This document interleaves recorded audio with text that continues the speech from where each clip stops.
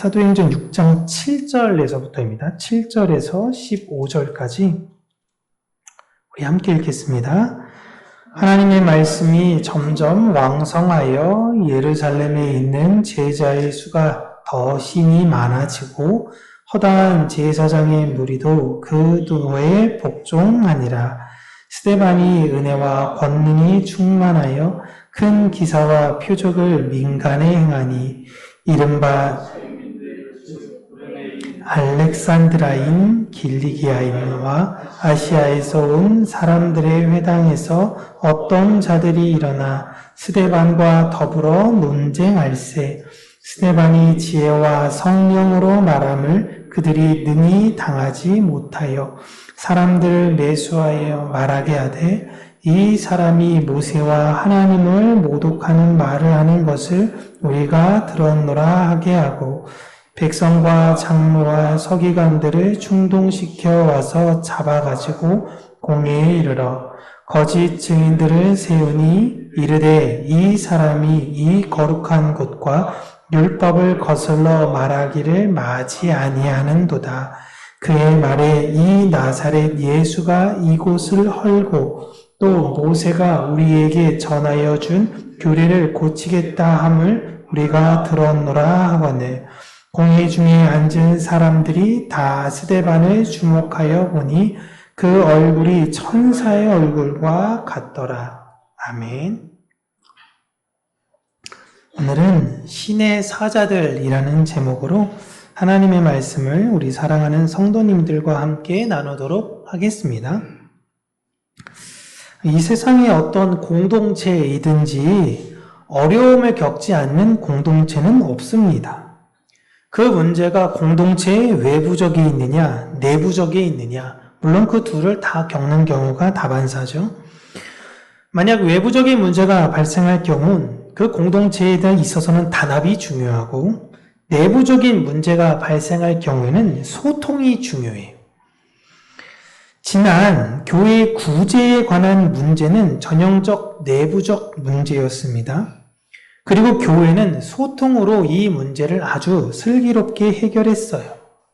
낮은 자를 배려하는 방향으로 하고 그들을 대변할 수 있는 지도자들까지 세웠습니다. 그 문제가 해결이 되면 항상 그 공동체는 더 견고해집니다. 이 교회 또한 더 견고한 공동체가 되었어요. 그렇게 많은 이들이 교회 안으로 들어오게 됐는데 놀라운 것은 교회로 유입되는 인원 중 많은 제사장의 무리가 있었다라는 것입니다. 이렇게 교회의 영향력이 계속 커지는 상황 속에서 이젠 외부적인 큰 문제가 발생이 돼요. 이 문제의 시작, 이 문제라고 얘기하니까 좀 그런데 이 사건의 시작은 스데반 집사님에게서 비롯이 됐는데요. 이 스데반 집사님은 교회 공동체의 내부적인 역할을 맡았던 분입니다. 놀라운 것은 스데반 집사님에게도 사도들과 같이 큰 기사와 표적을 행할 수 있는 능력이 있었다라는 거예요. 그럼 스데반 집사님이 가지고 있는 이 기사와 표적은 교회의 내부적인 활동만 하는 사람이니 내부적인 활동에서만 드러내야 하는 것이냐라고 생각하시면 안 되는 겁니다. 사도들이 내부적인 것을 그 7 집사에게 온전히 맡긴 것은 외부적 사역과 내부적 사역을 나누기 위해서 그렇게 만든 것이 아니에요. 그냥 주의 복음을 전하기 위해서는 어디서든지 그 일을 할 수 있는 것입니다. 교회는 그리스도적 일을 써 이 땅에 하나님께서 세우신 말씀들입니다. 바로 말씀이에요. 말씀이 육신이 되어 우리 가운데 거하심에 그 말씀이 육신이 되신 예수님께서 우리 안에 거하셔서 우리를 통해서 말씀하심으로 하나님의 역사를 이루시는 겁니다. 여러분들이 바로 말씀이에요. 저는 그 말씀을 더 이해하기 쉽게 혹은 잊어버리지 않게 세워진 존재일 뿐이지 우리 모두가 우리가 있는 그 위치에서 기사와 표적을 행하는 사람들입니다. 기사와 표적은 오직 목사만 할 수 있는 것, 아주 특별한 소수의 사람들만이 할 수 있는 것이 아니에요. 이젠 성령의 시대입니다. 구약의 특정한 사람들에게만 기름 부음으로 그들을 세워서 일하심이 아닌 성령께서 누가 그 대상자일지 몰라요. 그러나 성령께서 하신다면 그의 직분이 목사건 무엇이건 다 그냥 하나님께서 이루어 가시는 것입니다. 우리는 그저 도구일 뿐이에요. 그런데 도구가 자기가 도구인 이 주제를 모르게 되면 다른 도구를 질투하게 됩니다. 이 자리는 내 자리야. 네가 뭔데 내 권위에까지 도전하려고 해. 왜 내 자리를 네가 빼앗으려고 해? 라는 것이죠. 이게 바로 세상의 모습입니다. 여러분, 교회에서는 어떤 일을 할 때 누가 하는 것이 중요한 것이 아닙니다.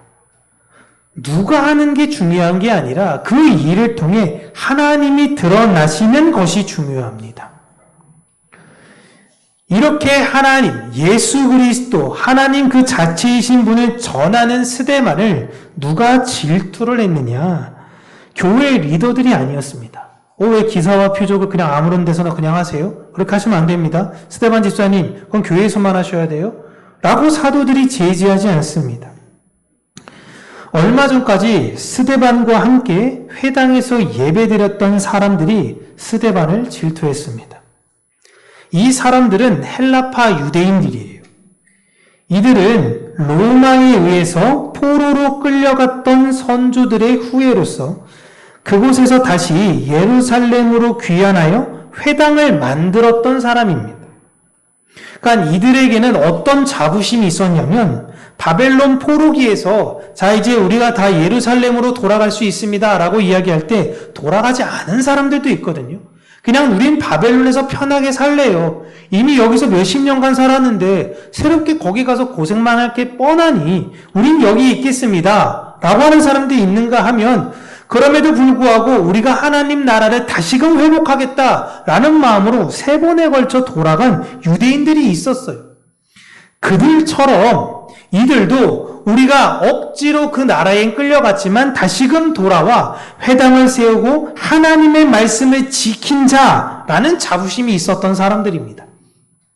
스데반 집사님도 그 출신이었어요. 그렇기에 그들이 전혀 다른 문화에서 어떤 신앙생활을 하고 그 신앙을 지키고 버티며 유지했는지를 누구보다도 잘 알고 있는 사람입니다. 그런데 스데반 집사님은 그들이 평생의 자부심이라고 생각하는 걸 인정해 주지 않아요. 도리어 예수님이 하나님이라고 주장을 하며 그것을 내 안에서 부정하게 되는 것들, 모세의 율법, 혹은 우리의 제사 제도로 한다면 그것이 우리가 예수 그리스도를 알기에 가로막는다면 모든 것을 다 버려야 한다라고 말하는 것입니다. 그런데 그 논리에 반박을 할 수가 없던 거예요. 그런데 사람이 논쟁을 이렇게 하다 보면은 되게 주의해야 되는 게 치사해질 수가 있습니다. 이게 치사해지면 안 되는 거거든요. 논리로 밀리니까 상대방의 인신을 공격한다거나 거짓말을 해서 그 사람을 나쁜 사람으로 만들면 안 되는 거예요. 역사를 보면 자신의 정당성을 위해 다른 사람을 나쁜 사람으로 만드는 경우가 엄청 많이 있습니다.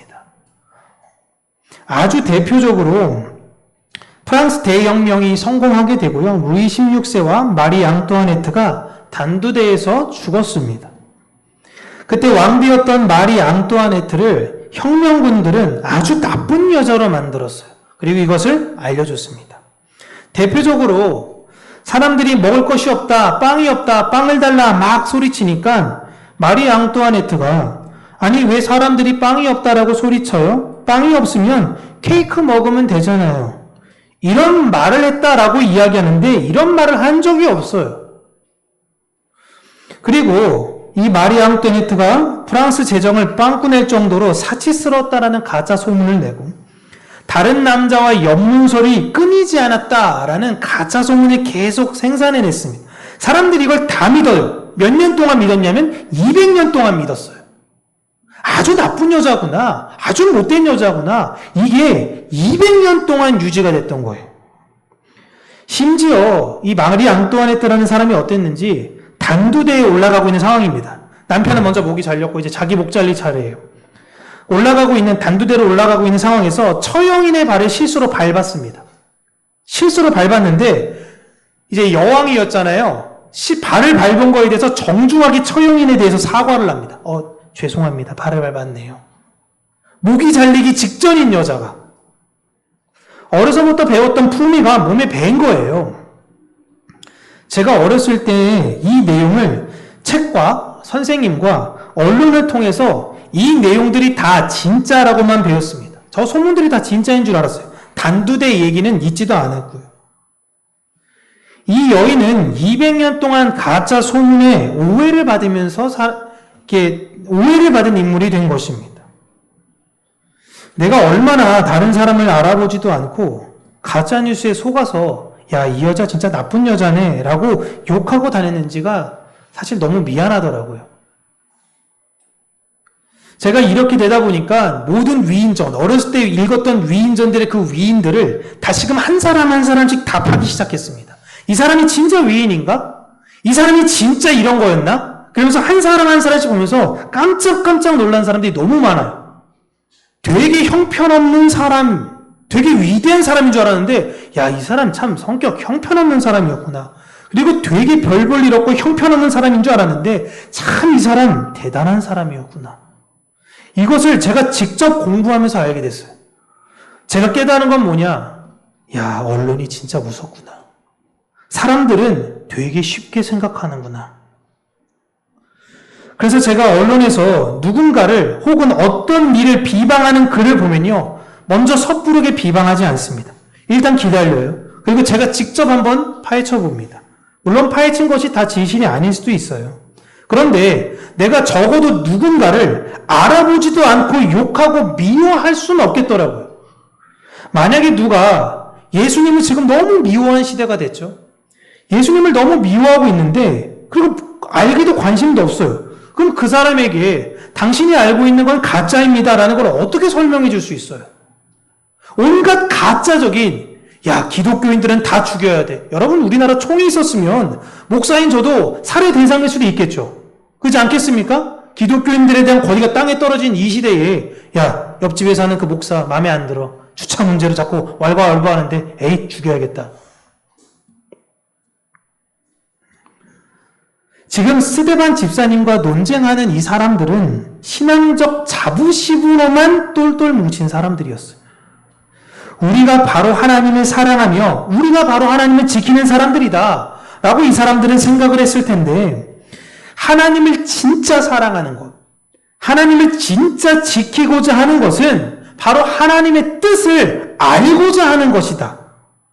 구약의 역사 속에 숨겨두신 그 예수님의 흔적들을 통해 하나님의 뜻은 이미 우리에게 전달이 되었다. 우리는 그것을 알고자 애써야 한다라고 스데반이 설명을 해주자 말씀에 대한 이해함 없이 단순하게 자부심만 가진 그들이 반박할 수가 없던 거예요.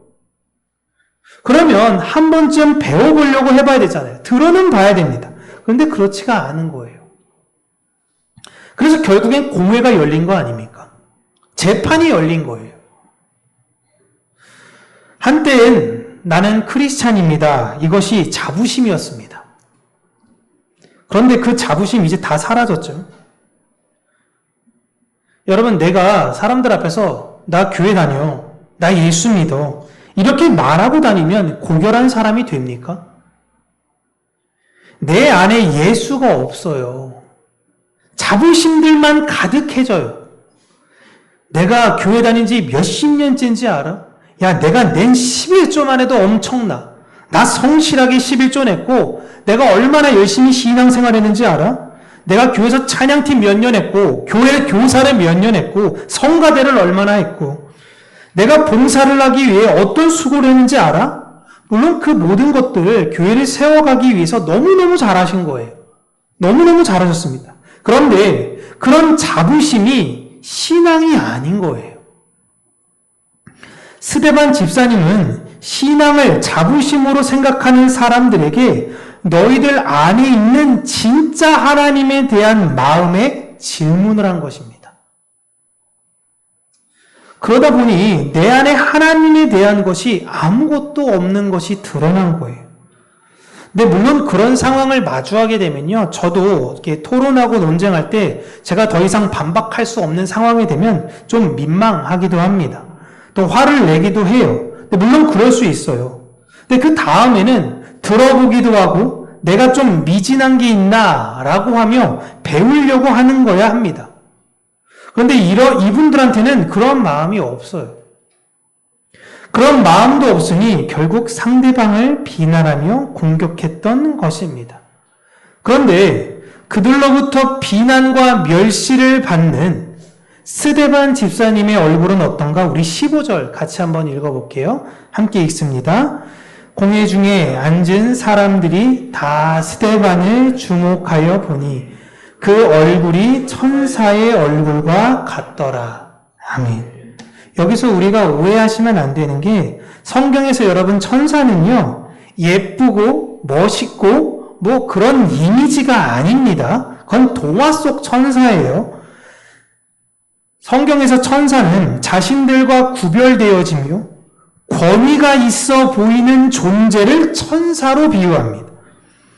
스데반 집사님을 공회에 있는 사람들이 바라보니 평온하고 단호하고 당당함으로 하나님의 메시지를 가지고 온 사람과 같이 보였다라는 의미로 천사같이 보였다라는 겁니다. 쉽게 오늘 설교의 제목처럼 신의 사자와 같이 보인 겁니다. 그 공의의 결론으로 스데반 집사님은 크게 해코지를 당할 수 있고 심지어 죽을 수도 있어요. 이걸 스데반 집사님도 알아요. 그런데 그는 그 상황 속에서 담대하고 평온했던 것입니다. 예수님을 알기를 원하지도 않고 하나님의 뜻이 무엇인지에 대해서도 모르면서 자신이 전하고자 하는 내용에 대해서 들어보지도 않고 어떻게든 흠을 발견하려고 비난하는 대상들, 그들에게 스데반 집사님은 다시 한번 예수님이 하나님의 사랑으로 이 땅에 오신 하나님이심을 전하고 자신을 욕하는 모든 사람들을 보며 담대함과 긍휼함을 보였다는 것입니다. 이 스데반 집사님의 태도가 바로 교회의 태도인 거예요. 그런데 물론 이렇게 하는 게 쉬운 이야기는 아닙니다. 누가 나를 뻔히 때리고 괴롭힐 줄 아는데 그 상황에서 담대하고 당당한 게 쉬운 건 아니에요. 그러나 이 마음을 가지려고 해야 하는 거예요. 용서하기 어려워도 용서하려는 마음, 배우기 힘들어도 배우려는 마음. 바울이 빌립보 교회에게 부탁하며 당부했던 것이 무엇입니까? 너희 안에 이 마음을 품으라. 곧 그리스도 예수의 마음이니. 그 마음이 바로 이 마음이에요.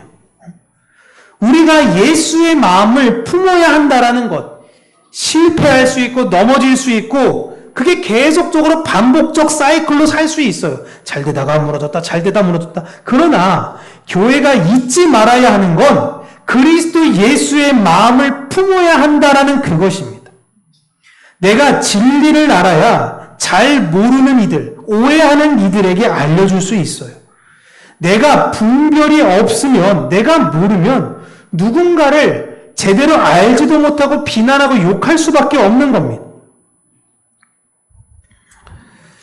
저는 지금 기독교가 정말 심각하게 생각되어지는 것은 기독교 신학이 실종이 됐습니다. 기독교인들이 하나님을 아는 지식이 없어요. 근데 관심도 없어요. 그러니까 점점점 극단화돼요. 지금 기독교는 이 세상에서 극단적 이슬람교 취급받고 있습니다. 여러분들은 잘 모르시는데요. 진짜 엄청납니다. 그런데 하나님의 백성들이 이런 상황 속에서 하나님을 아는 것을 포기했어요. 귀찮아해요. 교회는 이 시대 속에 신의 사자의 마음을 가진 사람들입니다. 내가 예수 그리스도를 전하다 누군가 나를 핍박하고 누군가 나를 괴롭히더라도 내 안에 살아계신 예수 그리스도가 계시기 때문에 당당할 수 있는 거예요. 하나님의 명령에 따라 그 복음을 진실되게 전하는 사람들이 교회입니다. 저는 이 시대 속에 우리 평강교회가 하나님을 알기를 바라는 교회가 되기를 바라요. 하나님을 알기를 바라는 교회예요.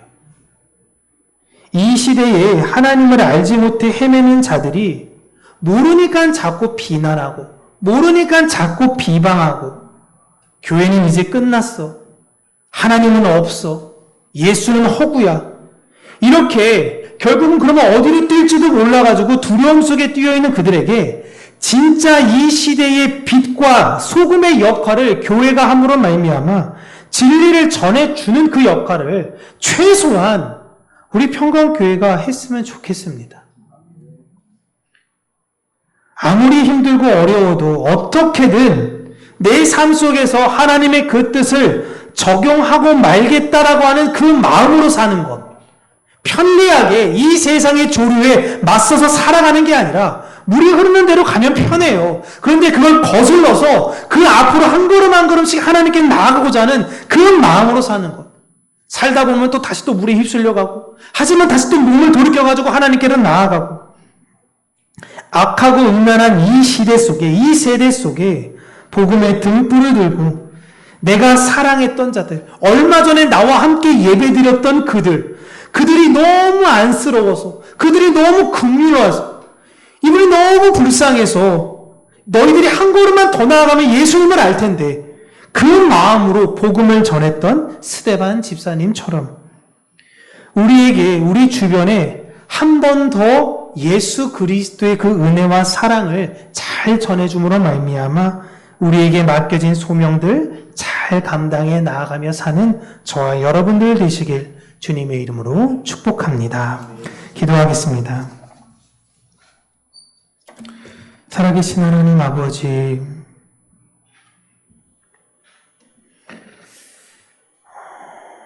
하나님의 백성들을 긍휼히 여기시고 하나님을 알고자 하는 마음이 없음에 그것을 알고자 하는 것을 귀찮아하고 있음에 도리어 이 세상이 더 신음하고 있고 이 세상이 더 갈팡질팡하고 있다는 것을 알게 하시며 우리에게 맡겨주신 바 그 소명과 사명에 따라 우리가 우리 위치에서 하나님께서 주신 그 복음의 담대함을 들고 우리 주변에 있는 사람들을 사랑하는 자들이 되어지기를 간절히 간구하고 소원합니다. 우리가 겪을 수 있는 그 핍박과 어려움과 외로움과 무시 속에서도 우리가 다시금 이 세상과 타협하면서 그냥 적당히 살아가는 것이 아니라 예수 그리스도를 믿는 자로 하나님의 편에 선 자로 바알에 무릎 꿇지 않는 자로 이 세상을 담대하게 살아가게 하여 주시며 그 용기와 사랑으로 이 세상을 회복해 나아가는 우리 평강교회 모든 성도님들이 될 수 있도록 하나님께서 한 주간 힘주시고 은혜 허락하여 주시옵소서. 예수님 이름으로 기도합니다. 아멘.